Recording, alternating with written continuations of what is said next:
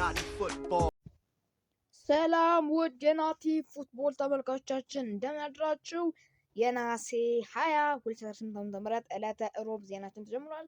እስከ መጨረሻ አብራችሁ ቆዩ። ላይክ፣ ሼር፣ ሰብስክራይብ ያደርጋችሁ ዜናዎችና ሙዞችን ያከፈልኳችሁ እስከ መጨረሻ አብራችሁ መቆየው እኔ ያስነበረውኝ ወደ ዜናችን አንፋለን። ውድ ተመልካቾቻችን እንደምናችሁ። 2 ቀን 3 ቀን አካባቢ እሑድ ሰኞ ማክሰኞ አልመጣም ነበረ። ስላልመጣ ግን ይቅርታ እንጠይቃለን በአንዳንድ ችግሮች ምክንያት ነው። ግን አሁን መደበኛ ስራችንን እንቀጥላለን ማለት ነው። ሰላም እንላለን። ውድ የናቲ ተመልካቾቻችን ተመልሰን መተናል። ዛሬም በዜናችን ተመልሰን መተናል ማለት ነው። ከእሑድ ጀምሮ አልተገናኘንም ካልተሳሳትኩ እና ዛሬ ግን ተገናኝተናል። እናመሰግናለን። ዛሬም በርከት ያሉ የዝውውር ጉዳዮች ይዘናል፣ ዜናዎችንም ይዘናል። አብራችሁ ቆዩ። ላይክ ሰብስክራይብ በማድረግ እንኳን ደህና መጣችሁ በሉን። እሺ ቀደም የምናደርገው የአርሰናል ጉዳይ ይሆናል። የአርሰናል ጉዳዮች ቀዳሚ ስናደርግ ጋብሪኤል ማርቲኔሊ ወደ አልሂላል የሚሄድበት አጋጣሚ አለ ተብሏል። እንግዲህ እሱ እናነሳለን። ጋብሪኤል ማርቲኔሊ ወደ አልሂላል እንግዲህ የመሸጋገር ሂደት ነው የምናነሳላችሁ። በክለቦች መካከል እንግዲህ በ65 ሚሊዮን ፓውንድ መጨረሻ ክፍያ ስለ ጋብሪኤል ዝውውር ውስጥ ያልተካተተው ልዩ ዘገባ ከአንድ ሳምንት በኋላ የክለብ ስምምነት በአርሰናል አረንጓዴ መብራት ሊጠናቀቅ ተቃርቧል ተብሏል። ለመወሰድ እስከ ጋብሪኤል ማርቲኔሊ ውሳኔ ብቻ ነው የሚጠበቀው። ስለሆነ አርሰናል በ65 ሚሊዮን ፓውንድ በላይ ከጋብሪኤል ማርቲኔሊ የሚያገኝ ይሆናል ማለት ነው። ስለሆነ አርሰናል ጋብሪኤል ማርቲኔሊ የሚሸጥበት አጋጣሚ አለ ተብሎ ይጠበቃል። ስለሆነ በቀጣዩ ሳምንት እስከ ቀጣዩ ሳምንት መጨረሻ አካባቢ ላይ ጋብሪኤል ማርቲኔሊ የሚሄድበት አጋጣሚ አለ። የክለብ ለክለብ ስምምነትም ካለያልና ከአርሰናል ጋር ይፈጸማል ተብሎ ይጠበቃል። ስለሆነ ጋብሪኤል ማርቲኔሊ ከአርሰናል ለቆ ይህ ብራዚላዊ ድንቅ የግራ መስመር የግራ ክንፍ ተጫዋች ወደ ሳውዲ አረቢያው ክለብ አልሂላል የሚሄድበት አጋጣሚ አለ ማለት ነው። እንግዲህ ጥሩ ተጫዋች ማለት እንችላለን በአርሰናል ቤት ጋብሪኤል ማርቲኔሊ በጣም በተለይ እንግዲህ እንደምናውቀው እሱን በካውንተር ነው እንግዲህ የካውንተር ጎሎችን እናውቃቸዋለን። የካውንተር ጎሎችን ካውንተር የሚያስቆጥራቸው ጎሎችን እናውቃቸዋለን። በጣም ለአርሰናል በጣም ትልቅ የካውንተር ጎል አማራጭ ነበር። በጣም ፍጥነቱ ድንቅ ነበረ። ጎሎችን ያስቆጥራል። አርሰናል በጣም አስፈላጊ ሰዓታት የሚገኝ ተጫዋች ነበረ። ፕሪሚየር ሊግን፣ ኤፍ ኤ ካፕን፣ ኮሜንት ሽልድን ያሳካ ተጫዋች ነው። በአርሰናል ቤት ሻምፒዮንስ ሊግን ፍጻሜ መድረስ ይችላል፣ ግማሽ ፍጻሜ መድረስ ይችላል። እናም ጥሩ ለአርሰናል ጥሩ ጉልባት ሰጥተው ባለፈው ዓመት የእንግሊዝ ፕሪሚየር ሊግን ዋንጫ ሲበላ እሱ ማስተዋጽኦ አለበት ማለት እንችላለን። ስለሆነ ጋብሪኤል ማርቲኔሊ ወደ አልሂላል የሚሄድበት አጋጣሚ አለ ማለት ነው። የአርሰናል ጉዳይ ሁሊያን አልቫሬዝ ጉዳይ ነው። እንግዲህ በአጭር ቪዲዮ እንግዲህ ለቅቄ ነበር በትናንትናው ማታችን ላይ አጭር ቪዲዮ ለቅቄ ነበረ። በደንብ ገብታችሁ እዛ ላይ ጥሩ መረጃዎችን ለቅቄ ለማሳወቅ ስለ ሁሊያን አልቫሬዝ ከአርሰናል ጋር በጣም የተያያዘ ነው። እሱ መውጣት እየፈለገ ነው ተብሏል። እንግዲህ ያልኩትን ቃል በቃል ለማድረግ አይደል እንግዲህ አርሰናል ደጋፊዎች ሁሊያን አልቫሬዝ ወደ አርሰናል ሊመጣ ነው። ትልቅ የዝውውር ዜና ከአርሰናል ስካይ ስፖርት እንደዘገበው እንግዲህ አርሰናል የአትሌቲኮ ማድሪድን ኮከብ ሁሊያን አልቫሬዝን ለማስፈረም እስከ የዝውውር መስኮት የመጨረሻ ቀን ድረስ መሞከር ይፈልጋል ተብሏል። ነገር ግን ዝውውሩ ቀላል አይሆንም። ምክንያቱም እንግዲህ አልቫሬዝ ወደ ባርሴሎና መቀላቀል ይፈልጋል። ከባርሴሎና ደግሞ ከአትሌቲኮ ማድሪድ መልቀቅ ይፈልጋል ሁሊያን አልቫሬዝ። ነገር ግን መድሮች እነዚህን ሲጠቁሙ ነገር ግን አትሌቲኮ ማድሪድ ደግሞ ተጫዋቹን ለመልቀቅ ፈቃደኛ አይመስልም። እንደዛ ነው እንግዲህ። ስለዚህ አርሰናል ትልቅ ዝውውር ከዝውውሩ መጠናቀቅ በፊት ማጠናቀቅ ይችላል የሚለውን አብረን መከታተል። አዲስ የዝውውር ዜና እንዳይመጣችሁ ላይክ ሰብስክራይብ አድርጉ። በአርሰናል በኩልም እንደዛው በዩናይትድ በኩል ላይክ ሰብስክራይብ እያደረጋችሁ እሺ። እና ይህን የምናነሳው በአርሰናል በኩል ወደ ማንቸስተር ዩናይትድ ዘገባችን እናልፋለን። ማንቸስተር ዩናይትድ እንመለከታለን። ማንቸስተር ዩናይትድ እንግዲህ አንድ ዝውውር አጠናቋል። ማንቸስተር ዩናይትድ ካርሎስ ባሌባን ከብራይተን ማስፈረም ፈልጓል። አስፈረመው በትናንትናው ዕለት 76 ሚሊዮን ፓውንድ እና አዶንሶ 5 ሚሊዮን ፓውንድ አዶንሶ ተጨምሮ በጉርሻ ተጠናቋል ማለት ነው። ማንቸስተር ዩናይትድ ካርሎስ ባሌባን ማስፈረማቸው ይፋ አድርገዋል። እንግዲህ ይሄ ብራይተን ተጫዋች በጣም በብዙ ጊዜ ይፈልግ ነበር። በማንቸስተር ዩናይትድ ከአንድ ዓመት በፊት ጭራሽ ይፈልግ ነበር ብራይተን ካርሎስ ባሌባን ማንቸስተር ዩናይትድ መቀላቀል በጣም በሚፈልግ አሁን ግን ህልሙም ተሳክቶለታል ማለት እንችላለን። ካርሎስ ባሌባ የማንቸስተር ዩናይትድ ተጫዋች ሆኗል። እንግዲህ 76 ሚሊዮን ፓውንድ ለዚህ ተጫዋች እንግዲህ የሚከፍል ይሆናል። 76 ሚሊዮን ፓውንድ በጣም ብዙ ማለት እንችላለን። አሁን እንግዲህ ይህ ተጫዋች እንግዲህ እየደከመ ነው ማለት እንችላለን። እየደከመ በጣም አቋሙ እየወረደ ነው ማለት የምንችለው ተጫዋች ነው። ግን በጣም ድንቅ ተጫዋች ማለት እንችላለን። አቋሙ ማሳየት ከቻለ እና በጣም ምርጥ ተጫዋች ነው ካርሎስ ባሌባ። ስለሆነ የዚህ ምርጥ ተጫዋች ፈራሚ አድርጎታል ማለት ነው። ካርሎስ ባሌባ ወደ ማንቸስተር ዩናይትድ የሚያደርጉት ዝውውር አልቋል። ፈርሟል። 76 ሚሊዮን ፓውንድ በጣም ብዙ ማለት እንችላለን። ግን ስለሆነ ካርሎስ ባሌባ ወደ ማንቸስተር ዩናይትድ ተዘዋውሯል፣ አልቋል ማለት ነው። የሊቨርፑልን ጉዳዮች እናነሳለን በቀጣይ። የያን ኩባሜንቴን አሁን ሊቨርፑል በጣም እያተኮረበት ያለው ጉዳይ ነው። የያን ኩባሜንቴን ጉዳይ እናነሳለን። ብራይተን ለያን ኩባሜንቴ እንግዲህ 93.5 ሚሊዮን ፓውንድ እንደሚፈልጉ ሊቨርፑል ተናግሯል ተብሏል። እንግዲህ ሚንቴ ወደ ቀያዮቹ እንግዲህ በአሁኑ ጊዜ ለመዘዋወር በጣም ፈቃደኛ ያልሆኑበት ሁኔታ ነው። እንግዲህ ለመዘዋወር ፈቃደኛ አልሆኑም ብራይተኖች ሚንቴን ወደ ቀዮቹ። ብራይተን የነበራቸው ዋጋ ዝቅ ካላደረጉ በስተቀር ሊቨርፑል ሶስተኛ ጊዜ ጥያቄ እንደማያቀርብ አይጠበቅም። እንግዲህ እንደሚያቀርብ አይጠበቅም። ቀደም ሲል የሰጡት እንግዲህ 70 ሚሊዮን ፓውንድ እንግዲህ ተወዳዳሪ እንዳልሆነ ቢቆጠር በመጨረሻ ውድቅ ተደርጎባታል ተብሏል። ቤን ጃኮብስን ዘገባ ዘግቦታል። ስለሆነ ያን ኩባሜንቴ ጉዳይ ግን በጣም የዘገያየ ጉዳይ ነው ማለት ነው። 93 ሚሊዮን ፓውንድ 93.5 ሚሊዮን ፓውንድ ብራይተን ይፈልጋል ማለት ነው። ቀያዮቹ ግን ሊቨርፑሎች 70 ብቻ ነው ያቀረቡት እስካሁን። ሶስተኛ ጊዜ ጥያቄ ያቀርባሉ ተብሎ አይጠበቅም። ብራይተን ዝቅ ካደረገው ገንዘቡ ማለት ነው። እና እንግዲህ ሌላኛው ፋብሪዚዮ ሮማኖ በያን ኩባሜንቴ የዘገበው እንግዲህ ያን ኩባሜንቴ ከሊቨርፑል ጋር የሚያደርጉት ድርድር ባለፉት 24 ሰዓት ውስጥ ባለፉት 48 ሰዓት ውስጥ እየተሻሻለ አይደለም፣ እናም አልተለወጠም ዝውውሩ ተብሏል። ሊቨርፑል እንግዲህ ለሁለተኛው ክንፍ ተጫዋች የተለያዩ አማራጮች እየፈለገ ነው ተብሏል። ቀድሞ የሚሰጠው ጉዳይ ግን ሁልጊዜም የብራድሊ ባርኮላን ጉዳይ ነው ተብሏል። ፋብሪዚዮ ሮማኖ እንደዘገበው እንግዲህ በጣም ዝውውሩ በጣም በዚህ 48 ሰዓት ውስጥ ምንም ለውጥ የለውም፣ ምንም እየተሻሻለ አይደለም፣ ምንም የተለወጠ ነገር የለም። ግን ሊቨርፑል ያን ክንፍ ተጫዋች እንግዲህ አማራጮች እየፈለገ ነው። ነገር ግን ቅድሚያ የሚሰጠው ለብራድሊ ባርኮላ ዝውውር ነው ተብሏል።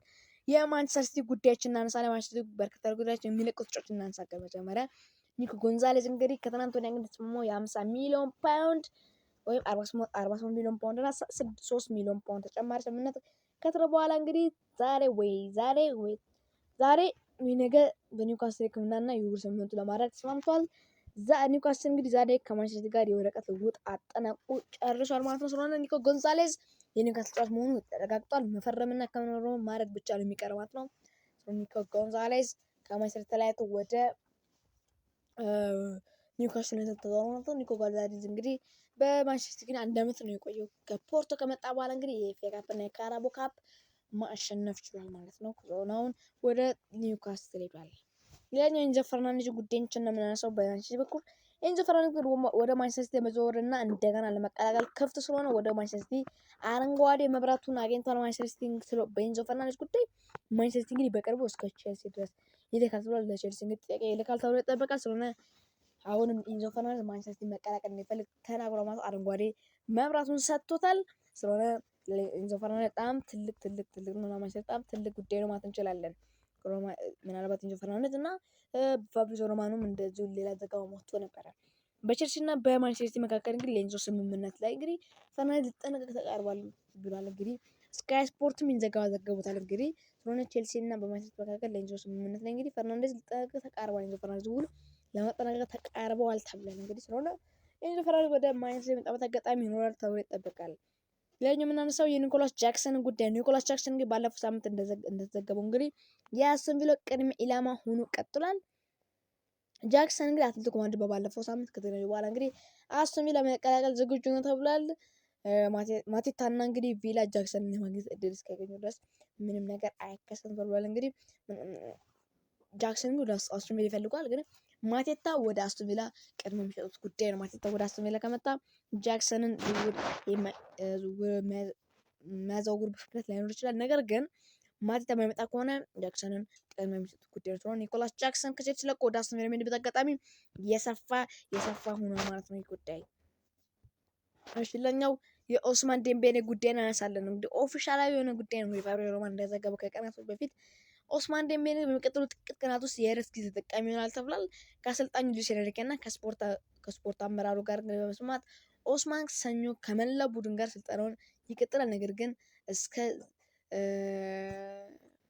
እዚህ ቀን ባለው ድረስ እንግዲህ እረፍት ሰጥቶታል ማለት ነው። ሰኞ ባለው እንግዲህ እረፍት ሰጥቶት ነበር። እንግዲህ ኦፊሻላዊ የሆነ ጉዳይ ነው። እንግዲህ ኦስማን ዴምቤሌ እረፍት ሰጥቶታል ማለት ነው። ለምን እንደሆነ እስካሁን ምክንያት አልተገለጸም። በመጨረሻ እንግዲህ ምናሰው በትናንትናው የፒኤፍኤ የዓመቱ ምርጥ ተጫዋቾች እንግዲህ ይፋ ተደርጓል። የፒኤፍኤ የዓመቱ ምርጥ ተጫዋች ተጽፏል። የዓመቱ ምርጥ ተጫዋች፣ የዓመቱ ምርጥ ቡድን እንግዲህ ተገልጿል ማለት ነው። ማን እንደሆነ እናነሳለን ተመልካቾቻችን እንግዲህ ፒኤፍ እንግዲህ በየዓመቱ የሚያዘጋጀው እንግዲህ መንግስት ምልክ ውስጥ ምርጥ አቋማቸውን ያሳዩ ተጫዋቾች እንግዲህ ይመርጣሉ፣ ሽልማት ይሰጣቸዋል። የዓመቱ ምርጥ ቡድኖች ይካተታሉ። የዓመቱ ምርጥ ተጫዋችም ይመርጣል። የአመቱ እንግዲህ ምርጥ ተጫዋች እንግዲህ በሴቶችም እንደዛው አለ ማለት ነው። እሺ እና ስናነሳ እንግዲህ በወንዶቹ ኦፊሻል እንግዲህ የፒኤፍኤ የ2025/26 የውድድር ዘመን የፒኤፍኤ የአመቱ ምርጥ ተጫዋች ሽልማትን ያሸነፈው ተጫዋች የማንቸስተር ዩናይትድ አማካኝ ብሩኖ ፈርናንዴዝ ሆኗል ማለት ነው። ብሩኖ ሚጌል ቦርጊያሽ ፈርናንዴዝ የ2025/26 የውድድር ዘመን የፒኤፍኤ የአመቱ ምርጥ ተጫዋች ሽልማትን አሸንፏል። የመጀመሪያ ጊዜ ሽልማት አሸንፏል ማለት ነው። እንግዲህ ባለፈው አመት በጣም ድንቅ ሲሆን በማንቸስተር ዩናይትድ አሳልፏል ማለት ነው። የአሲስት ሪካርዱን የሰበረ ተጫዋች ነው እንግዲህ 21 ያድርጉት እንግዲህ ብሩኖ ፈርናንዴዝ ስለሆነ ይህንን ሽልማት ማሸነፍ ችሏል ማለት ነው። ብሩኖ ይገባዋል ማለት ይችላል። እንግዲህ ከዴክላን ራይስ ጋር ነው ማለት እንችላለን የተፎካከሩት እነዚህ ተጫዋቾች ማለት ነው። ከዴክላን በጣም ድንቅ ፉከራ አድርገው ብሩኖ ፈርናንዴዝ አሸንፏል። እንግዲህ የእንግሊዝ ፕሪሚየር ሊግ የአመቱ ምርጥ ተጫዋች ነበረ። አሁን ደግሞ የፒኤፍኤም የአመቱ የ2025/26 የውድድር ዓመት ምርጥ ተጫዋች ተመርጧል ማለት ነው። ሌላኛው ደግሞ እንግዲህ ወጣት ተጫዋች ተመርጧል። ኦፊሻል እንግዲህ 2025/26 የፒኤፍኤ የአመቱ ምርጥ ወጣት ተጫዋች ተብሎ የተመረጠው የማንቸስተር ሲቲው የግራ ተከላካይ ኒኮ ኦራይሊ ሆኖ ተመርጧል ማለት ነው። ኦፊሻላዊ ነው እንግዲህ ትናንት ነው እንግዲህ የአመቱ ምርጥ ወጣት ተጫዋች እንግዲህ ኒኮ ኦራይሊ በጣም ያልተጠበቀ እንቅስቃሴ ነው። እንግዲህ ባለፈው አመት በማንቸስተር ሲቲ እንግዲህ ካራቦ ካፕ ሲያሸንፍ 2 ጎሎችን አስቆጥሮ እንግዲህ 2 ባር ሲያሸንፍ 2 ጎሎች እሱን ያስቆጠረው። ኤፍኤ ካፕ ላይ ጥሩ ፐርፎርማንስ አሳይቷል። ፕሪሚየር ሊጉን ሁለተኛ ሆኖ እንደጠናቀቁም ጥሩ ሳይሆን ባለፈው አመት ካራቦ እና ኤፍኤ ካፕ ማሸነፍ ነው። ሁለተኛ ደረጃም በእንግሊዝ ፕሪሚየር ሊግ ጨርሶ በጣም ድንቅ ስራ አሳይቷል በግሉ ማለት እንችላለን። ኒኮ ኦራይሊ ስለሆነ የአመቱ ምርጥ ወጣት ተጫዋች ተብሎ ተመርጧል። ኒኮ ኦራይሊ እና የአመቱ ምርጥ ቡድንም ተመርጧል በፒኤፍኤ ስለሆነ ኦፊሻል ፒኤፍኤ የ2025/26 የፕሪሚየር ሊግ የአመቱ ምርጥ ቡድን በበረኛ ዴቪድ ራያ ተመርጧል። በተከላካይ ጁሪያን ቲምበር፣ ጋብሪኤል ማጋሌሽ፣ ዊሊያም ሳሊባ እና ወጣቱ ተጫዋች እንግዲህ ምርጥ ተጫዋች ኒኮ ኦራይሊ ተመርጧል። በማን ሜዳ ብሩኖ ፈርናንዴዝ የፒኤፍኤ የአመቱ ምርጥ ተጫዋች፣ ዴክላን ራይስ እና ሪያን ቸርኪ ተመርጧል። እና በአጥቂ ስፍራ ሴሜኒዮ፣ ኢጎር ቲያጎ እና ኤርሊንግ ብራውት ሃላንድ ተመርጧል ማለት ነው። እንግዲህ አርሰናል በብዛት ተጫዋቾች አሉ ማለት እንችላለን። በዚህ የአመቱ ምርጥ ተጫዋቾች 5 ተጫዋቾች በዚህ የአመቱ ምርጥ ተጫዋቾች ከ11 ተጫዋቾች 5ቱ የአርሰናል ተጫዋቾች ናቸው። ሻምፒዮኑ ከአርሰናል እና ሌላኛው ደግሞ 4 ተጫዋቾች ደግሞ ከማንቸስተር ሲቲ ናቸው ማለት ነው። 5ቱ ከአርሰናል 4ቱ ደግሞ ከማንቸስተር ሲቲ በጣም ድንቅ ነው። 2ቱ ደግሞ ከማንቸስተር እና ከኢጎር ቲያጎ ከብሬንትፎርድ ማለት ነው። እንግዲህ 9 ተጫዋቾች ግን ከማንቸስተር ከአርሰናል የመርጧት አስደናቂ ነው። እንግዲህ ይህ ነው እንግዲህ ልንላችሁ የምንወደው ከፒኤፍኤ እንግዲህ በትናንትናው ዕለት እንግዲህ ተመርጧል ማለት ነው። ምርጥ ተጫዋች ተመርጧል ማለት ነው። በጣም ድንቅ ነው ማለት ነው። መመረጥ ያለባቸው ጥሩ ተጫዋቾች ተመርጧል። በተለይ ብሩኖ ፈርናንዴዝ እና ኒኮ ኦራይሊ ትክክለኛ ማለት የምንችላቸው ነው። እንግዲህ በሴቶችም እንግዲህ 2025/26 እንግዲህ ኦሊቪያ ስሚዝ የፒኤፍኤ የአመቱ ምርጥ ወጣት ሴት ተጫዋች በመባል ተመርጣለች። ኦሊቪያ ስሚዝ እንግዲህ አርሰናል ተጫዋች ነበር። አርሰናል ምርጥ ሲያሳይ እንግዲህ የነበረ ምርጥ ተጫዋች ነበር። እንግዲህ የበርሚንግሃም ሲቲ አጥቂ እንግዲህ ሊሊ ክሮስዌይት የፒኤፍኤ የሴቶች እንግዲህ ተጫዋች ምርጥ የአመቱ ምርጥ ተጫዋች ሽልማትን በታሪክ ለመጀመሪያ ጊዜ አሸንፋለች ማለት ነው። ይህ ነው እንግዲህ በሴቶችም እንግዲህ እነዛ እንግዲህ አሮን ድሪናን እንግዲህ የፒኤፍኤ ሊግ 2 ተጫዋቾች ምርጫ የአመቱ ምርጫ ሽልማትን አሸንፏል። ደግሞ የሊግ 2 ተጫዋቾች ሽልማት ማለት ነው። እነዚህ ናቸው የሚነሱ ተጫዋቾች እንግዲህ የሊግ 2 እንግዲህ የፒኤፍኤ ሊግ 2 የአመቱ ምርጥ ቡድን ደግሞ ሲነሳ በበረኛ ማት ሁርሰን አለ። በተከላካይ ኦማር ሶሊን፣ ካሌድ ዋትስ፣ ጃክ ሳንደርስ እና ጄምስ ጊብሶን አለ። በአማካኝ አሌክስ ጊብሊ፣ ማች ፒኖክ፣ ሳሚ ብራይቦርኪ አለ። በአጥቂ ስፍራ አሮን ድሬናል፣ ቼክ እና ቻለም ፓተርሰን አለው። የሊግ 2 ተጫዋቾች ማለት ነው። ዳን ባላርድ የፒኤፍኤ ሊግ 1 የፒኤፍኤ የአመቱ ምርጥ ተጫዋች ሽልማትንም ደግሞ አሸንፏል ማለት ነው። እንግዲህ የፒኤፍኤ እንግዲህ ምርጥ ተጫዋቾች እንግዲህ እነዚህ ናቸው። እንግዲህ ኦሊቪያም እንግዲህ የፒኤፍኤ ሽልማት ጋር እንግዲህ አብራ ፎቶን ተነስታለች እንግዲህ ስለሆነ የፒኤፍኤ የአመቱ ምርጥ ተጫዋቾች እንግዲህ ሽልማት በትናንትናው ተደርጓል ማለት ነው። ውድ እና ቴፕቶ ተመልካቾቻችን የዛሬ ነው ማላ ስፖርት ዜናችን ይመስል ነበረ። ላይክ እንግዲህ ከ3 ቀናት በኋላ ተመልሰናል። ላይክ ሰብስክራይብ እንዳመጣችሁ በሉን። ላይክ ሰብስክራይብ በማድረግ እንደገና ምርጥ ዜናዎችና ትንታኔዎች እንዳያመጡ ዛሬ በትንታኔ እንመለሳለን። አብራችሁ ቆዩ። አመሰግናለሁ። ባይ ባይ።